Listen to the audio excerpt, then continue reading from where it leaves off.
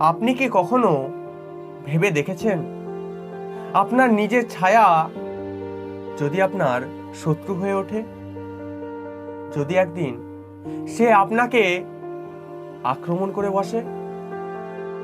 সোনারপুর প্রাচীন বাংলার এক নিরিবিলি গ্রাম, যেখানে রাতের অন্ধকারে শুরু হলো এক অবিশ্বাস্য আতঙ্ক। একে একে হারিয়ে যেতে লাগলো গ্রামের মানুষ, আর তাদের খুনিরা আর কেউ নয়, তাদের নিজেদের ছায়া।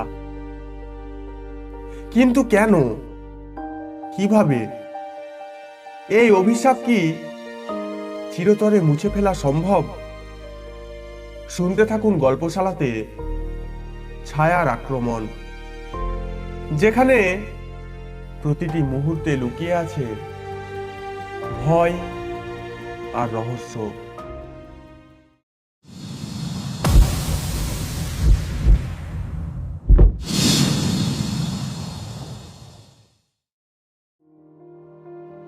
প্রাচীন বাংলার এক নিরিবিলি গ্রাম ছিল সোনারপুর। গ্রামের মানুষেরা সাদাসিধে জীবনে অভ্যস্ত ছিল। তারা দিনভর কাজ করত আর রাতে প্রশান্তিতে ঘুমাতো। কিন্তু এক পূর্ণিমা রাতে অদ্ভুত ঘটনা ঘটতে শুরু করলো। হঠাৎ করেই মানুষের ছায়াগুলি জীবন্ত হয়ে উঠল এবং তাদের প্রভুদের হত্যা করার চেষ্টা শুরু করলো। প্রথম আক্রমণটি ঘটে গ্রামের বৃদ্ধ কৃষক শীতল মণ্ডলের সাথে। সেই রাতে তিনি চাঁদের আলোয় নিজের ঘরে বসেছিলেন। হঠাৎ করেই দেখলেন তার ছায়া মেঝেতে অদ্ভুতভাবে কাঁপছে। তিনি অবাক হয়ে ছায়াটির দিকে তাকালেন। একটু পরেই ছায়াটি ধীরে ধীরে উঠে এসে শীতল মণ্ডলকে আক্রমণ করে বসে। শীতল মণ্ডল ভয়ে চিৎকার করে ওঠেন, কিন্তু তখন আর কেউ তাকে সাহায্য করতে পারে না। তার ছায়াটি তাকে আষ্টে পৃষ্ঠে জড়িয়ে ধরে এবং তার প্রাণশক্তি শুষে নিতে শুরু করে। সকালে গ্রামের মানুষ শীতল মণ্ডলকে নিথর অবস্থায় খুঁজে পায়। এরপর প্রতিদিনই গ্রামের কোনো না কোনো মানুষের সাথে এমন ঘটনা ঘটতে লাগলো। ছায়াগুলি রাতে জীবন্ত হয়ে ওঠে এবং তাদের প্রভুদের আক্রমণ করে বসে। গ্রামের মানুষ ভয়ে কাঁপতে থাকে। তারা রাতে ঘরের দরজা জানলা বন্ধ করে রাখলেও ছায়াগুলি কোনোভাবে তাদের কাছে পৌঁছে যায়। গ্রামের প্রধান বংশীবদন চক্রবর্তী এই ভয়ানক পরিস্থিতি থেকে মুক্তির উপায় খুঁজতে শুরু করেন। তিনি প্রাচীন গ্রন্থাবলী এবং বিভিন্ন ধর্মগ্রন্থ অধ্যয়ন করতে শুরু করেন। একদিন তিনি একটি প্রাচীন মন্ত্র খুঁজে পান, যা ছায়াগুলিকে নিয়ন্ত্রণ করতে সক্ষম।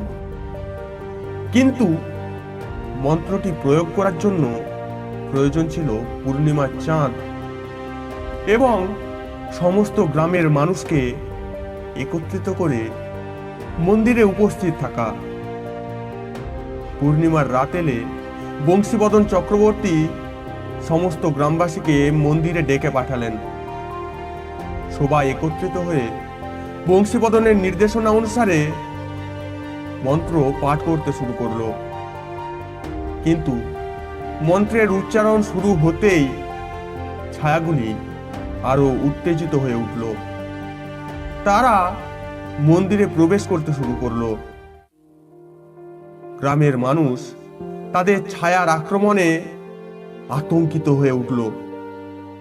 কিন্তু বংশীবদন চক্রবর্তী শান্ত ও স্থির থাকলেন। তিনি পূর্ণ শক্তিতে মন্ত্র পাঠ করে যেতে থাকলেন।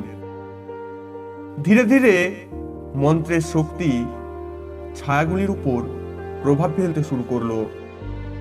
ছায়াগুলি ক্রমে দুর্বল হতে শুরু করলো এবং শেষ পর্যন্ত তারা অদৃশ্য হয়ে গেল। গ্রামবাসীরা বংশীবদন চক্রবর্তীর প্রতি কৃতজ্ঞতা প্রকাশ করল এবং সেই রাতের পর থেকে ছায়াগুলি আর কখনোই জীবন্ত হয়ে ওঠেনি।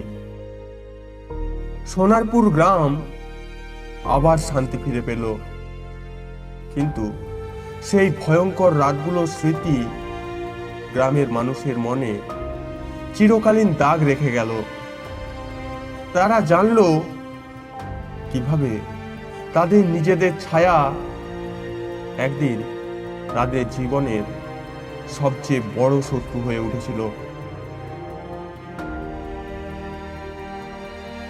সোনারপুর গ্রাম অবশেষে ফিরে পেল তার শান্তি, কিন্তু সেই ভয়ঙ্কর রাতগুলোর স্মৃতি কি সত্যিই মুছে গেছে? গ্রামের মানুষ মনে মনে জানে, ছায়াগুলি হারিয়ে গেলেও অন্ধকার কখনো পুরোপুরি বিলীন হয় না। হয়তো একদিন কোনো পূর্ণিমা রাতে আবার ফিরে আসবে তারা। আপনি কি প্রস্তুত? যদি একদিন আপনার ছায়াও আপনাকে আক্রমণ করে?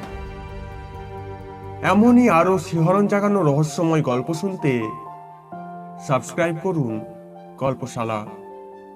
নতুন গল্পের আপডেট পেতে বেল আইকনটি চাপতে ভুলবেন না।